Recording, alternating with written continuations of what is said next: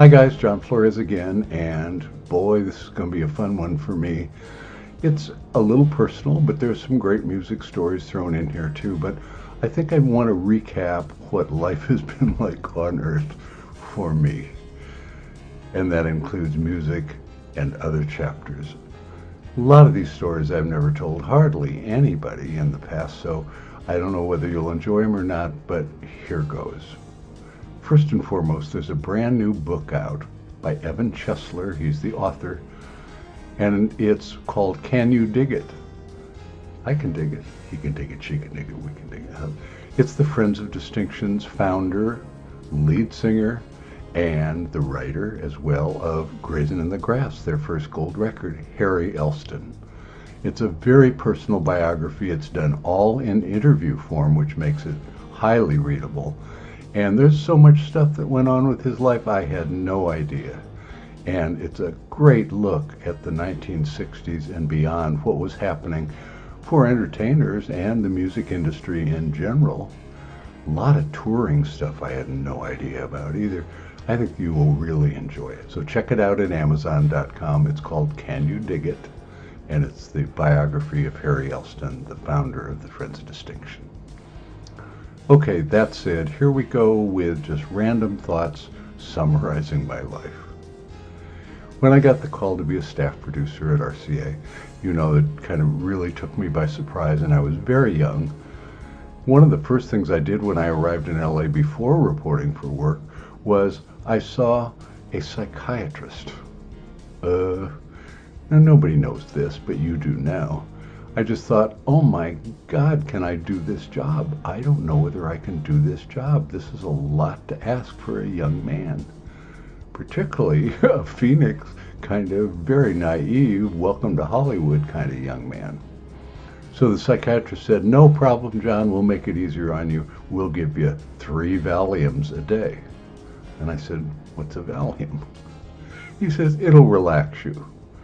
Well, 3 Valiums a day did more than relax me. I couldn't function, so I got it down to 1. And it helped immensely. However, it created, wait for it, a Valium addiction that lasted 16 years. I quit Valium in 1984. Oh my, I had no idea. I didn't know anything about anything when I was 22 years old and a naive little Arizona boy. So one of the things that happened with the Friends of Distinction that I don't think I've ever told you about is the Grazing cover for the Grazing in the Grass album. Okay, I didn't like the RCA photographers they were using on their existing artists, so I hired Peter Wharf. And Peter Wharf and his wife Winnell became good friends for Carol and me at the time.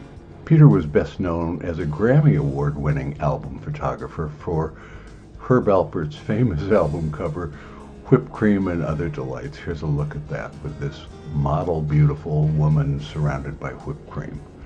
And I thought, man, this guy's good. He's creative. He's outside the box. Let's see what he can do with the Friends of Distinction and our Grazing album.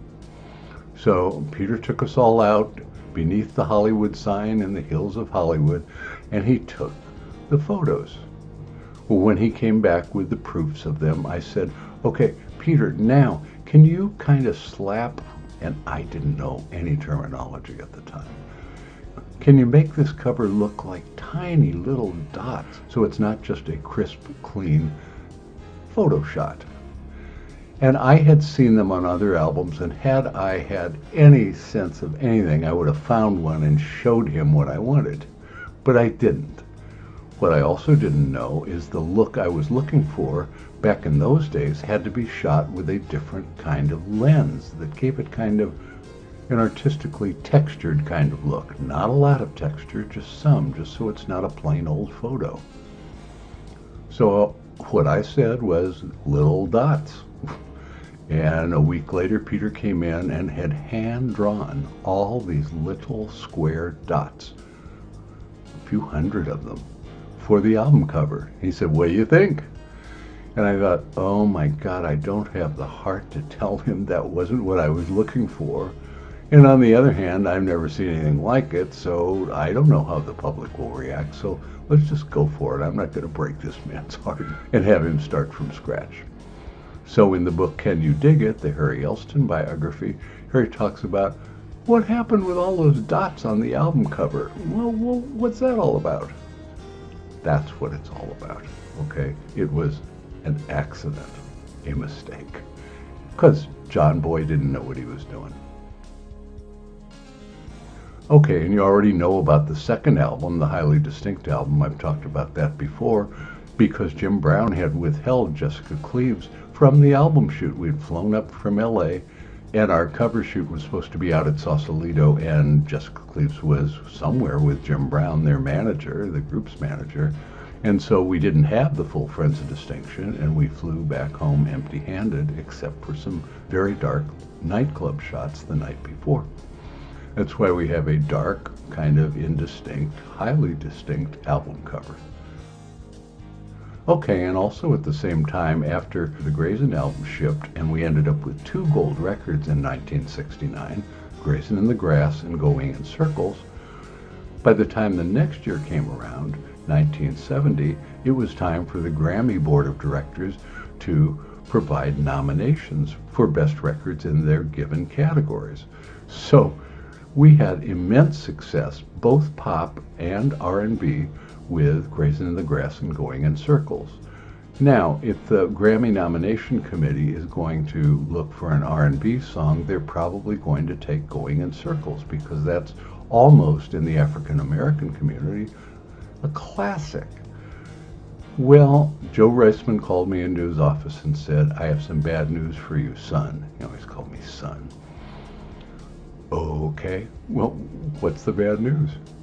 Well, the bad news is that the Grammy nominating committee said that you had way too much success in the pop arena for those 2 records to be nominated in the R&B category. Really? Black act, black charts, big hits. What? So, just so you know, a year later, the Delphonics sang Didn't I Blow Your Mind This Time, a Tom Bell production, I believe. Didn't I Blow Your Mind This Time? Great record. Okay, it had almost identical numbers to Going in Circles and Grayson in the Grass. Pop charts, R&B charts, and yet they got nominated and we didn't. Why? RCA was just kind of out of it. They did not have the political clout that, for instance, Tom Bell and Gamble and Huff had back in Philadelphia. They were a political force back there. We weren't. So we didn't have enough powerful people to bitch and moan about it, so we went without our Grammy nominations. Okay, that was heartbreaking, because I never got a shot like that, and certainly Rock the Boat wasn't going to go into the R&B category once that happened 5 years later. One of the things that Harry did learn in his autobiography, Can You Dig It?, is that RCA was not an album-oriented company. Yeah, they put out albums, but they didn't promote them very well. Eddie Rosenblatt, my friend and near legend record business executive, said, "John, had you had your hits here at Warner Brothers, you'd be able to retire right now." That's because Warner Brothers sold albums. RCA did not. We sold a lot of singles, just like Bell Records that I went to and became a staff producer after leaving RCA. So I told Harry that had I been working for Columbia Records at the time that I was signing them to RCA, he would have had, I would guess, at least double, if not 4 times the royalties, because Clive Davis and Columbia Records knew how to sell albums. Lots of albums, and RCA didn't. Okay. There's another heartbreaker, because I think I may have told you that my total royalties for my first 2 gold records at RCA, Grayson in the Grass and Going in Circles with the Friends of Distinction, my initial royalty check for 2 gold records was $19,000. What? And we threatened to audit them, my attorney and I, and we got them to cough up maybe another $6,000, of which the attorney's fees were $4,000. So you're not going to make any money as a staff producer at RCA, and you're not going to make much money at RCA if you can't sell albums. Okay, so that's kind of it for those news stories that were kind of triggered by reading Evan Chesler's book on Harry Elston, the founder of Friends of Distinction.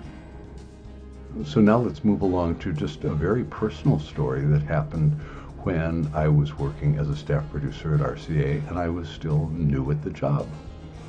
Carol and I took a belated honeymoon, and we went to Carmel, California, and we stayed at a beautiful resort, had a wonderful time. But guess what John did? Oh my, if I could do it over, and I'm so sorry, Carol, I would do it over in a heartbeat. I was so excited to get back to the recording studio that I cut our honeymoon in half and made it 1 week instead of 2. Oh my. Do over, hit the undo button on your computer right now. Let's do that one over. I am so sorry. Music was my number one love. Carol wasn't. And I'm sorry, nobody could have competed with music in my life at that point. I was addicted, and that shows from the Valium addiction and later on alcohol for many years, which I quit in 1994. What's that, 30 years of sobriety now? I'm easily addicted to whatever's in front of me, and boy, music was an aphrodisiac that marriage couldn't compete with. Okay, also, you might know from my voice and the look on camera that I'm feeling a bunch better from my mold infection, and we haven't even addressed pharmaceuticals for the mold yet with my new doctor. He told me that I would be feeling better within 6 weeks with no meds, and I am. So that's the good news. So you're getting a little more energized and optimistic, John, today than in the past. I wonder if you can recognize that. Moving along to the next thought that occurs, kind of just, this is all spontaneous, is I had a lifelong desire to find the perfect small town. And once I had rocked the boat, I thought the timing would be perfect to go potentially move to Ojai, California, up near Santa Barbara. That was going to be my first experiment with finding the ideal small town. LA is very insulated. You know, you live at your residence, you get in your car, and you go to your work, and you come back and you do it again. But it's just not the same flavor as being part of a community that's a small town. So when these thoughts were cropping up, I said, Carol, I want to do that. And she said, no, I really don't. I love it here in Los Angeles, John. It's got my friends and my shopping and everything that I need. But please don't do this. And I said, okay, so let's consider a compromise. I had found a home in Malibu, 1 block off the beach, brand new home, never lived in, and I had been out to see it twice, talked to the owner, and said, Carol, will you come look at this with me? And she kept saying no, but finally, when I threatened the Ojai move, she said, okay, I'll go with you to see this home in Malibu. Well, remember, this will be visit number 3 for me, going out to look at that property. And there was another couple that walked in the door just before Carol and I did. They liked it. We liked it. We went home, broke out a bottle of wine, and Carol and I put in a full price offer. Almost immediately, the owner calls me back and says, John, I really want to sell it to you, but you know that couple that walked in the door in front of you? They put in a full price offer too, and I'm required by law to honor that. Sorry. So that's the impetus that led to the Ojai move. And I said, Carol, we moved to Ojai. You really don't like it. We'll move back. Okay, it's just my dream to find a small town. If it's not working out for us, we'll come back to LA. Now, what you should know, now what would be interesting for you to know, is that the phone rang for about 6 months after Rock the Boat. Presidents of labels and heads of departments would actually pick up the phone if I called them for 6 months following Rock the Boat. Some of these people I'd known for years. After the 6 months, they weren't picking up the phone and they weren't calling me. So I knew that there was trouble, and I felt for sure there was trouble because of the incident that happened with the Fifth Dimension and Clive Davis, where Clive was angry with me and the Fifth Dimension, dropped the group from the label, pulled their releases from radio and the record stores. And so I was persona non grata kind of in a whispered way in the business because I was in the doghouse with Clive Davis. Okay, that's the best way that I can understand it. So I said, Carol, This is an ideal time to try the small town Ojai experience because nobody's picking up the phone. I don't know whether I'm going to work anymore, and I don't know what to do, so let's just do a timeout from the music business. And she said, okay, John, I'll go. Let's see what you got. So we found this lovely place on 1 3/4 acres in Ojai, and I was in hog heaven. It had a guest house, which became the music room for all of my stuff. I was having a great time out there. We were best friends with another couple that had moved that we knew from LA that was also a show business couple. And there was also a prominent LA screenwriter and a prominent LA film director who had moved up at about the same time. So we were more like on the cutting edge of the Ojai expedition before it became famous for being a place where entertainment people left the big city and moved to Ojai, California. So we got up there. So Carol and I moved up there, and I was happy as a clam, and she wasn't. So basically, she left me. And this is my childhood sweetheart. I had known her since age 18. We went together 4 years, and then we were married for 8 more years. But Ojai was one of the straws that broke the camel's back of that marriage. Coincidentally, the screenwriter and the film director, their wives also left them after they moved to Ojai. Oh my, this is like Peyton Place up there. So I moved back to Phoenix because I needed time to lick my wounds, go back home and be around my lifelong friends and say, well, now what do I do? Well, let's take a spiritual look at this, okay? This is really interesting. I was young and making records in Phoenix and thought, oh man, I would love to be a record producer in the big leagues. And I got that call out of nowhere as a senior at Arizona State, and RCA offered me a staff job. I considered that a sign. Okay, goodness, go do this, John. And I was an agnostic at the time, so I didn't believe in a higher power, or whatever you'd like to use to define this. And so I took RCA up on their offer and I came and did it. What I should have realized in 1975, at the time that nobody was picking up my calls, was this was another sign. This was a sign to go do something else. And it was right there in my face. And had we done that, Carol and I don't know whether we would have stayed in LA or moved back to Phoenix, but who knows what would have happened to the marriage had I been able to recognize the sign that basically my prime years in the business, 1968 through 1975, that was it. Those years were over, and so was my record career for all intents and purposes. Okay, but I didn't read the sign. And thus, I was directed with a new sign, which is, okay, now you don't have a marriage and you don't have a music career, so go back to Phoenix and figure out what you should do next. Well, about 1.5 years after I moved to Phoenix, I said, well, I'm not making the money in Phoenix I need to make, and maybe I am destined to be a record producer, and it can't hurt if I take another try at it, so let's go back to LA and try one more time. Oh my. See, I wasn't guided there like I was with my RCA job and my divorce. My self-will run riot, that's a 12-step slogan. I just said, let's go do it again. Let's go walk in the same sewer that you had lived in for all those years. Now, my artists weren't part of the sewer, but I'll tell you, the business end of Hollywood was not fun. And I consider that to be a shark's pool and a sewer. So I went back and had the worst year at that time of my life. I've spoken about it before, but Helen Reddy stiffed me and I had to go through the mob. The Frida Payne album was a disaster because the head of Black Product for Capitol Records did a horrible job of mixing and used the wrong vocals, blew the project for me and for Bruce Miller, my very talented arranger at the time. Linda Carter, Wonder Woman, we started rehearsing a new album, and turns out that Helen Reddy's attorney is her attorney, so he didn't want Linda to use me, so she didn't. We stopped rehearsals and I moved on. And I've also mentioned the fact that Carl Graves' Walk Softly, great Van McCoy tune that we recorded, that Elektra Records offered to buy it. We had signed contracts that A&M would sell it to them, and then Helen Reddy's attorney, my former attorney, Abe Summer, came in at the last minute and canceled that sale. And there's a lot more going on because my girlfriend at the time, for the past year, broke up with me as well. And I'm living in LA, and I'm not doing very well coming back to the scene of the crime, if you get my drift. So that's what led to my suicide attempt.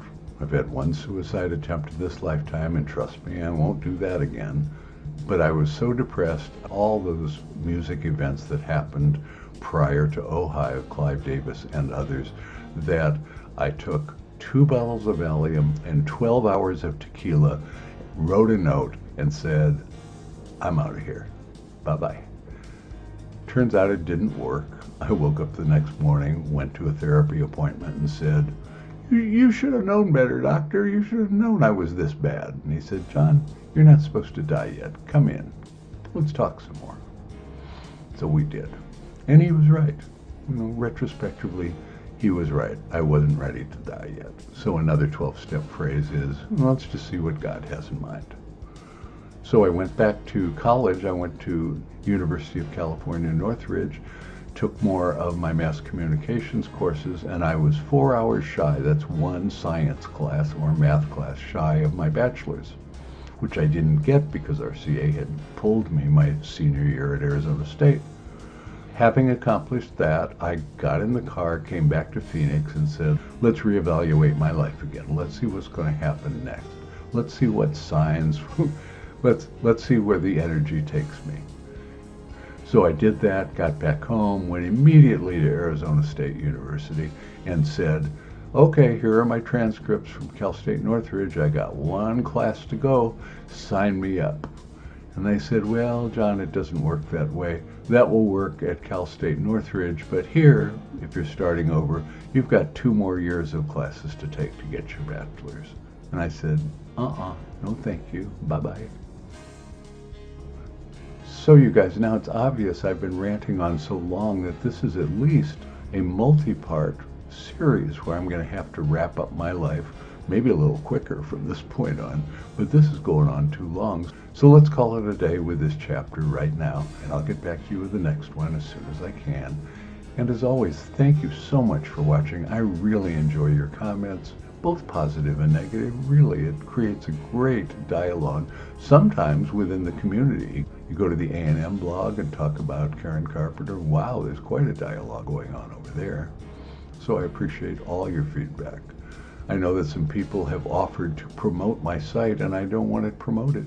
It's just a private little club for those of you who are interested in what's on my mind and what I recorded in the past. So I appreciate your watching. You guys take care. Bye-bye.